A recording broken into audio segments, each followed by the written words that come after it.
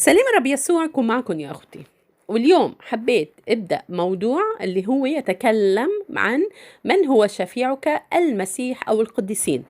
والسبب رح أتكلم عنه هو كتير وجيه، أنه في كتير من البشر ما عادش يعرفوا من هو مسيحهم وشو إجا يعمل على الأرض لإلهم، وصاروا يتكمشوا ببشر ويتكمشوا بقديسين واللي عملون آلهة بحياتهم، لأنه اعتبروا أنه الله هو بعيد وليس قريب ولا يستطيع أن يوصلوا له إلا من خلال بشر مثلهم.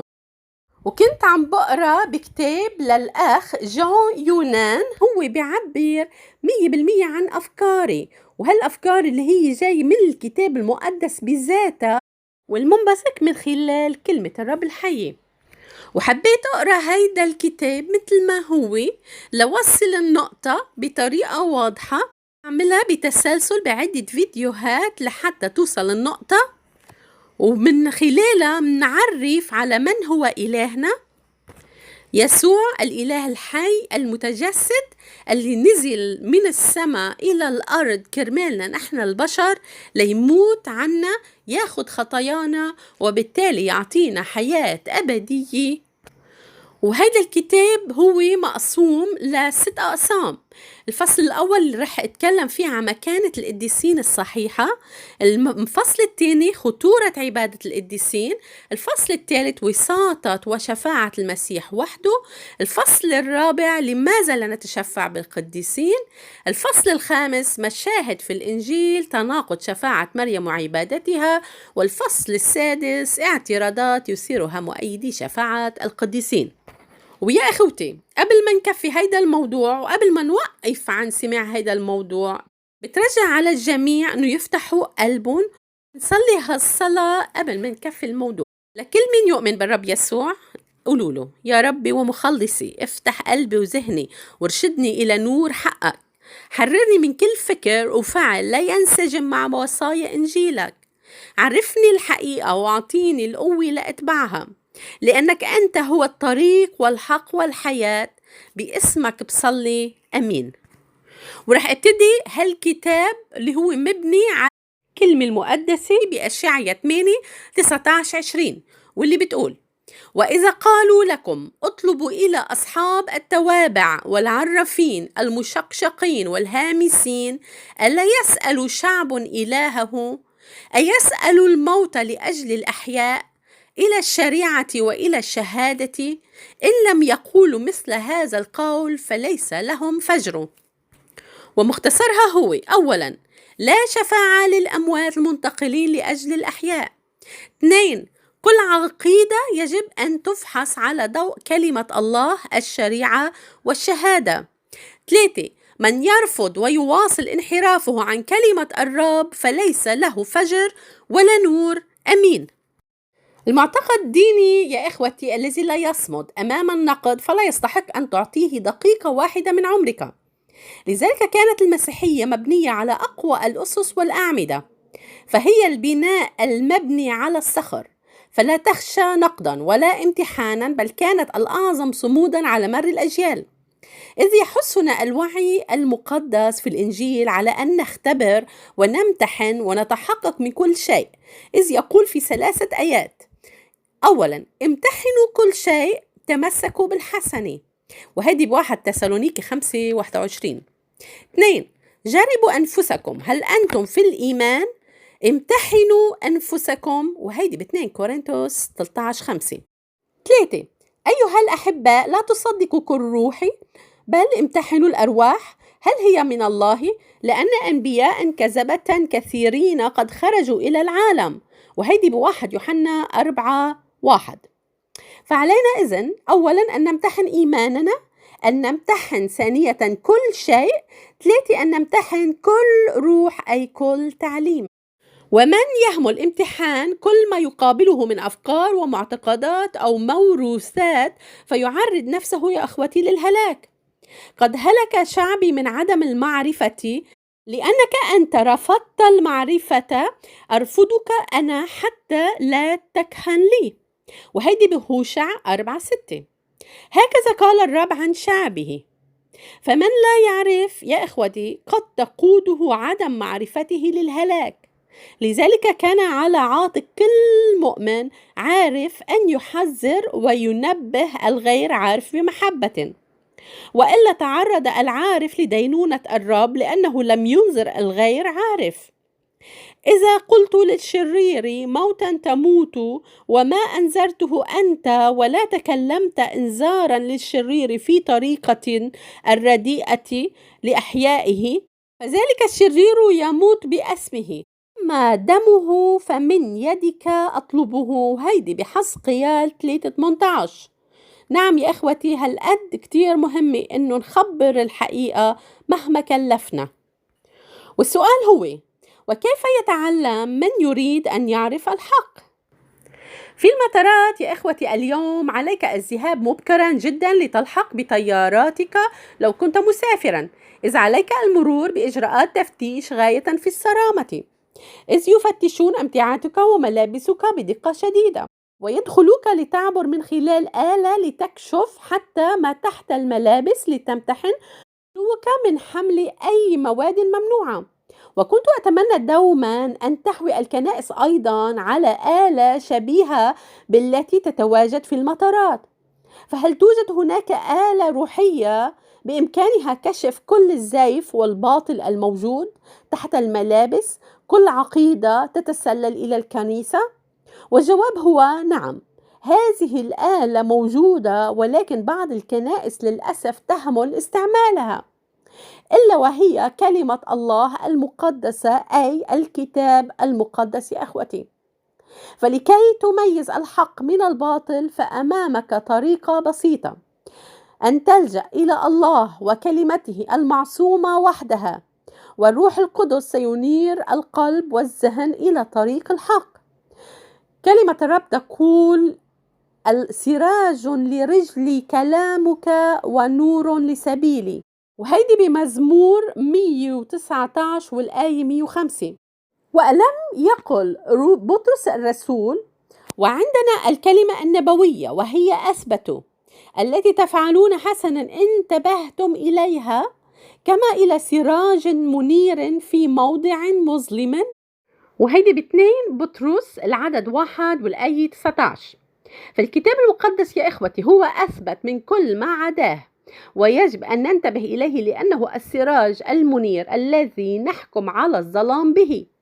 فكل فكر وتعليم يواجهك سلط عليه السراج المنير كلام الرب ليظهر لك هل هو من الله أم لا. وقد يثنيك عن عزمك أحد المتحررين بحجة أن تترك المعتقدات المخالفة وشأنها وأن تواصل تبشيرك دون أن تجيب على المناقضين للإيمان. حينها ضع على مسامعه هذه الآية: ملازما للكلمة الصادقة التي بحسب التعليم لكي يكون قادرا أن يعظ بالتعليم الصحيح وبخ المناقضين. وهيدي بتيتوس العدد 1 والآية 9. والآن نطرح أول سؤال بخصوص بحثنا: ماذا تعلمنا كلمة الله عن الشفاعة؟ بالإنجليزي هي intercession. وبمن أضع ثقتي لكي يشفع لي؟ هل بالرب يسوع المسيح المخلص أم بالقديسين؟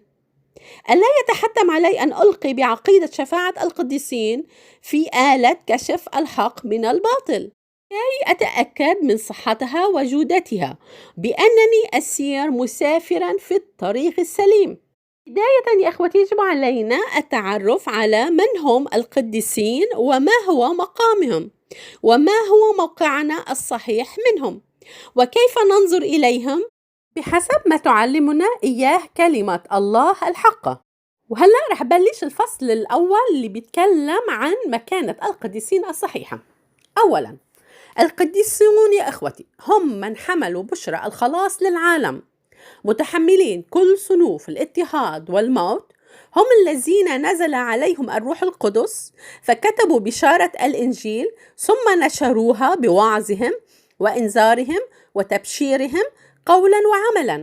نحن مدينين لهم بأن نقتدي بهم وبإيمانهم وننظر إلى نهاية سيرتهم فنتعلم منهم، بل نتعلم حتى من أخطائهم. فعلاقتنا بالقديسين يا أخوتي هي علاقة اقتداء وتعليم وإكرام واحترام. 2. يعلمنا الإنجيل بأن كل المؤمنين هم قديسين، فالقداسة ليست بحالة إنما هو مقام، ومقام المؤمنين هو أنهم قديسين لأنهم ولدوا من الله بإيمانهم بالرب يسوع فصاروا أبناء الله، وهيدي بيوحنا 1:12. فهم قديسين لأنهم في المسيح وبما فعله لأجلهم فصاروا مخصصين له، وليس لأنهم بذواتهم الشخصية قديسين، ولا أن سلطة كنسية قد قامت بمراسم طقسية قلدتهم نياشين القداسة. فلا حق ولا سند لما يفعله البعض من مراسيم تطويب مؤمن بعد انتقاله للسماء بسنوات أو قرون أو إعلانه قديسا، لأن المسيح هو من يطوب ويقدس القديسين، ليس رجل دين.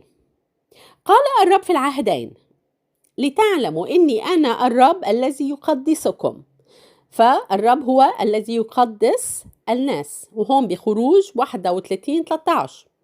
والتاني ب1 تسالونيكي 5:23 اللي بيقول فيها: وإله السلام نفسه يقدسكم بالتمام. فلا يوجد في المسيحية طبقية ولا درجات مكونة من شعب عادي ثم قديسين، إنما كل مؤمن يا إخوتي هو قديس مع اختلاف مواهبه واجتهاده عن القديس الآخر. وهذه الشواهد الكتابية تثبت بأن كل مؤمن هو قديس. فبواحد بطرس 1 والآية 15 تكون الكلمة: بل نظير القدوس الذي دعاكم كونوا أنتم أيضا قديسين في كل سيرة. فالرسول يطلب من المؤمنين الأحياء على الأرض أن يكونوا قديسين، إذ ليست القداسة هي لما بعد الموت. وكانت الرسائل الرسل يرسلونها إلى المؤمنين القديسين، فكل أعضاء الكنيسة قديسون. إلى جميع الموجودين في روميا أحباء الله مدعوين قديسين، نعمة لكم وسلام من الله أبينا والرب يسوع المسيح. وهيدي برومي 1:7. وب1 كورنثوس 1:1 تقول كلمة: بولس رسول يسوع المسيح بمشيئة الله وتيموثاوس الأخ إلى كنيسة الله التي في كورنثوس مع القديسين أجمعين الذين في جميع أخائية. وبفيليبي 1:1 تقول كلمة: إلى جميع القديسين في المسيح يسوع الذين في فيليبي. فهل الرسائل ترسل إلى الأموات أو القديسين المنتقلين فقط؟ وفي نهاية الرسالة يسلم على كل مؤمن ويدعوه قديس. سلموا على كل قديس في المسيح يسوع. هيدي بفيليبي 4:21. القديسين يا إخوتي هم المؤمنين، وقداستهم هي معهم حتى وهم أحياء، إذ إنهم يتفاعلون مع رسائل الرسول ويرسلون سلام للقديسين الآخرين. فب2 كورنثوس 13:13 تقول الكلمة: يسلم عليكم جميع القديسين. فكل أهل بيت الله المؤمنين هم قديسين. في إفسس 2:9 تقول الكلمة: فلستم إذن بعد غرباء ونزلا، بل رعية مع القديسين وأهل بيت الله. ويتكلم الرسول عن الفقراء القديسين وسد احتياجاتهم المادية، لأن افتعال هذه الخدمة ليس يسد أعواز القديسين فقط، بل يزيد بشكر كثير لله. وهذه ب2 كورنثوس 9:12. فالفقراء يا إخوتي المؤمنين هم قديسين، لأن القديسين في السماء ليسوا فقراء ولا يحتاجون لسد أعوازهم. اعتراض: القديسون هم من يصنعون العجائب والمعجزات، ولكي يقدسوا قديسا عليهم أن يثبتوا له معجزتين على الأقل. الجواب: أسأل: من هو أعظم المولودين من النساء؟ يا إخوتي، إنه القديس يوحنا المعمدان كما وصفه السيد المسيح، وهيدي بمتى 11:9.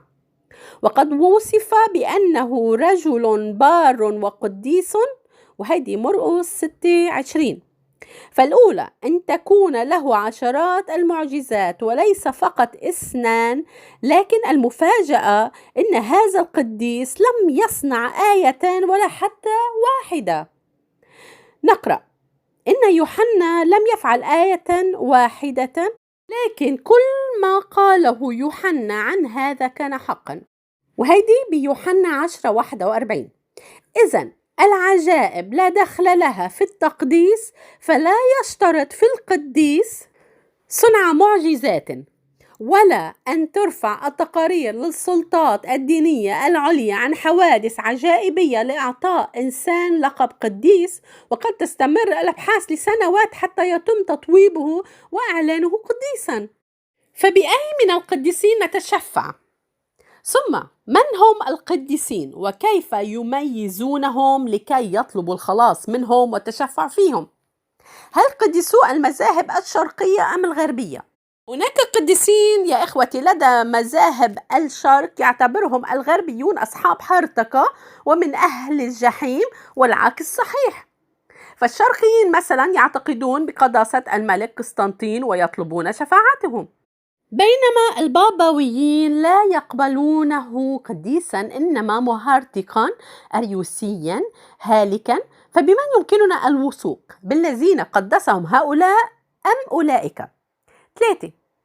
كان القديسون دائما يوجهون النظر إلى المسيح كما فعلت مريم العذراء، وهيدي بيوحنا 2:5، إذ قالت للخدام افعلوا ما يقوله لكم.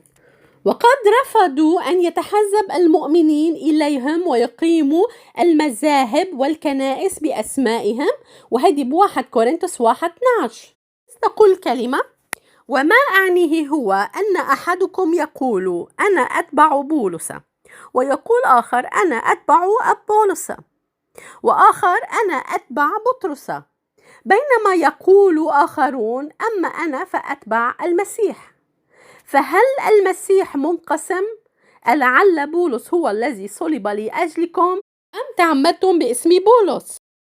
ولم يدعي القديسون العظمة والفخامة على غيرهم، إذ قال بولس الرسول: صادقة هي الكلمة ومستحقة كل قبول أن المسيح يسوع جاء إلى العالم ليخلص الخطأ الذين أولهم أنا. وهيدي ب1 تيموثاوس 1:15. ولم يلبسوا ملابس لتروجية تميزهم بالعظمة لكي لا يتشبهوا بمن انتقدهم الرب قائلا: كل أعمالهم يعملونها لكي تنظرهم الناس فيعرضون عصائبهم ويعظمون أهداب ثيابهم. وهيدي بمتى 23:5. ولم يزعموا بأن لهم درجة تفوق باقي المؤمنين. سمعان بطرس عبد يسوع المسيح ورسوله إلى الذين نالوا معنا إيمانا ثمينا مساويا لنا ببر إلهنا والمخلص يسوع المسيح. وهيدي ب2 بطرس 1:1. فلم يدعو بطرس نفسه الآب الأقدس لأن هذا لقب الله وحده، وهذه بيوحنا 17:11. ولم يكن يملك فضة ولا ذهب، فقال بطرس: ليس لي فضة ولا ذهب، ولكن الذي لي فإياه أعطيك، باسم يسوع المسيح الناصري قم وامشي. وهذه بأعمال 3:6.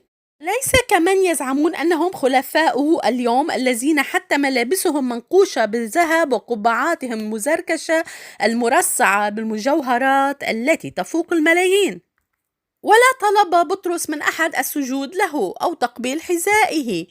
ولما دخل بطرس استقبله كورنيليوس وسجدوا معا على قدميه، فأقامه بطرس قائلا: قم أنا أيضا إنسان. وهيدي بأعمال 10:25-26، بينما البابوات يسجد لهم. وهنا ملاحظة يا إخوتي، لقد اخترعت الكنيسة الرومانية تقليد تقبيل قدمي البابا ونعليه المرسوم عليها صليب في عهد البابا قسطنطين عام 709، إذ يبررون أن البابا يستحق أن يعامل مثل المسيح التي قبلت المرأة قدميه ومسحتهما بشعرها. وبناء على هذا التعليم انبثقت بسببها عادة أن ينقشوا صليبا من ذهب على حذاء البابا. فهل الصليب يا إخوتي يرسم على الوجه أم على حذاء البابا؟ واللي بهمه معلومات أكتر ببعث لكم الرابط لإله. ينسب الرسل لأنفسهم العصمة من الخطية، إذ قام بولس الرسول مرة بتوبيخ بطرس الرسول علانية على خطأ اقترفه، وهيدي موجودة بغلاطية 2:11-21. إنما كانوا يطلبون صلوات المؤمنين لأجلهم، وهيدي بتسالونيكي 3:2 يا لتواضعهم. رابعا، هذه الصلوات لأجل بعضهم تعلموها من الرب يسوع حين قال: إن اتفق اثنان منكم على الأرض في أي شيء يطلبانه فإنه يكون لهما من قبل أبي الذي في السماوات. وهيدي بمتى 18:19. لاحظوا قول الرب على الأرض، وليس اتفاق بين من هم على الأرض ومن هم في السماء. الصلاة بين القديسين يا إخوتي لأجل بعضهم تحدث على الأرض، وليس أن نطلبها من القديسين الراحلين للسماء. فلم يذكر الكتاب أبدا بوجوب تقديم التعبدات والتشفعات والاستعانة بمن هم في السماء، لأن العبادة لمخلوق هي عبادة وثنية أصنامية، حتى ولو كانوا جند السماء من الملائكة القديسين. وهون يا أخوتي رح وقف الفصل الأول ورح كمل الفصل الثاني المرة الثانية، والرب يحفظ الجميع ويسوع يكون معكم، وأمين يا رب، أمين.